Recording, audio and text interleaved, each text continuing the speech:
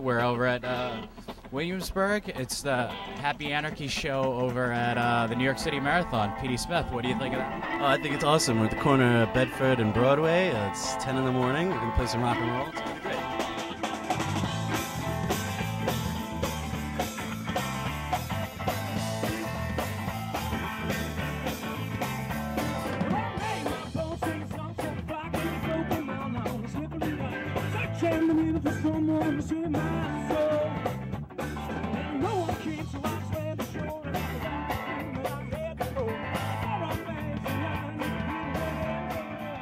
How long has Happy Anarchy been together? Well, I guess it's more to focus on this incarnation because it's a different band. We had a great band before too, but it's just that most of everybody left. We got Jesse and Pete in, and it's they've been great. And Yuhei kind of like started in the middle of the two bands. So I guess I would have to say about 2 years.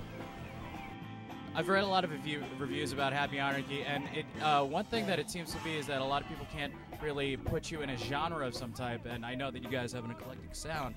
What do you think of that trouble that critics are having? I don't think it's trouble. I like the fact that it's hard to classify us. I mean, really, we're just rock and roll, variations on all the little subgenres they're in, but can you really say we're alternative rock? Not really. That's a little outmoded these days, I think. And you guys have a new album out. What do you think of that? Well, it's called Reset, so I guess there's that inherent starting over or restarting, if you will. Certain. So like if you had a reset button and you hit it, what would it do? Where would it bring you?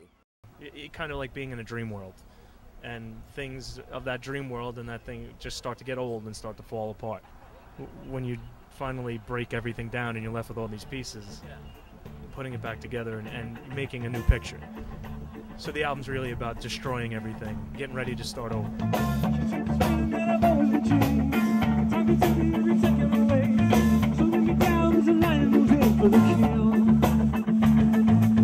The stimulation must be constant. Let's no longer give a chance to dread. Nothing besides seeming out of the head.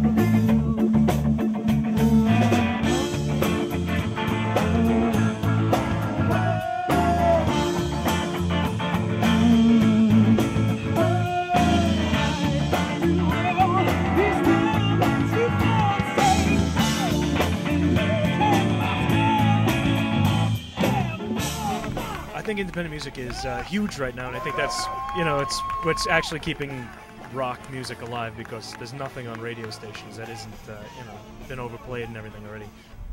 The more music out there, the better, and you can I think it's just up to it's really a listener's market now, which is really cool. I think that works for a band too, because the more feedback you get from people who've actually heard it, the more you can grow as an artist, and you can write. The more you'll change and you can evolve.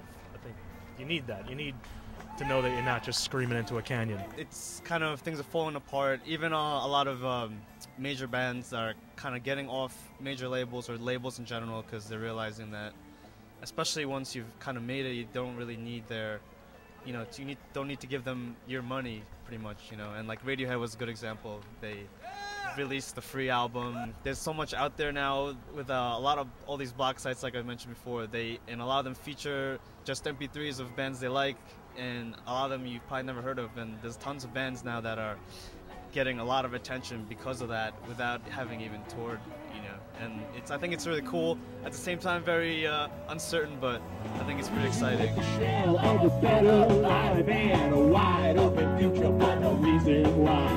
This being the terror never comes your way.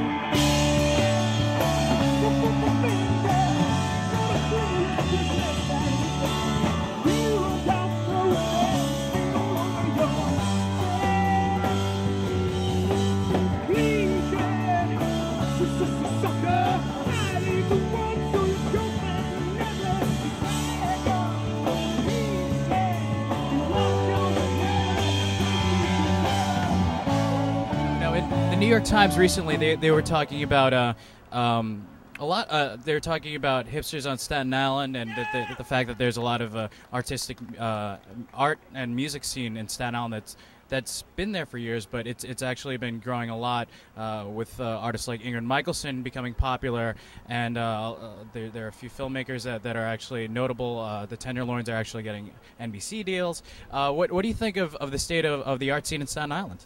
I think it's awesome, and I'm glad to see it actually growing. I'm a big fan of Staten Island. I will say I love Staten Island. I'm not going to be one of those people who says, oh, the only good stuff happens in the city or happens in Williamsburg. Bullshit. We got a lot of talent. It's evident. It's just, I think we as people on Staten Island and as artists on Staten Island got to just accept the fact that we are a cool enough place and cool enough people to bounce ideas off of. I mean, I'm not saying only stick on Staten Island, of course. Branch out, learn, see things, put your art out there, but don't forget that there is this big community there. And I think it's cool. I think it's starting to come together. I notice that more and more every time I go to hang out. I see people that weren't really hanging out or talking with each other or collaborating now hanging out and stuff like that. And I think it's a good step towards, getting a really vibrant scene. I feel like Staten Island's kind of like a 16-year-old kid right now. So like everything, it's when you start getting to that point in your life where you're starting gaining your identity, and you start realizing how cool all these other things are.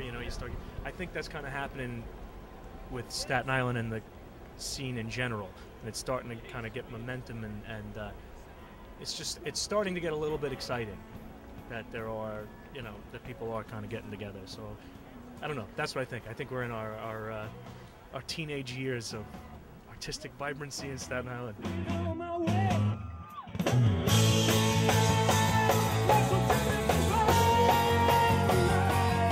I think my most favorite thing about the band is that I'll come to practice on Tuesday, and let's say I'm busy, I miss a practice or two, and then I come back next week, and the band always sounds better.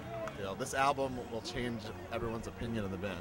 I was recently talking to somebody who was like, yeah, I saw them like 4 years ago. I don't really like them. I'm like, you should give it a try. It's new and different. We're the rockinest band that rocks. I think should definitely be the breakthrough album, because it's listening back to the old one. It's cool, but you couldn't quite see it blowing up where it should be as far as like being played on college radio. Maybe a few songs here and there, but this one has like Joe's songwriting is developed and everything came together, all the other musicians, in a way where the culmination of everything previous is here. I think the sky's the limit for these guys, and I think it's better than anything I hear. Like most stuff I hear on the radio or on the internet, or it could stand up to anything musically. So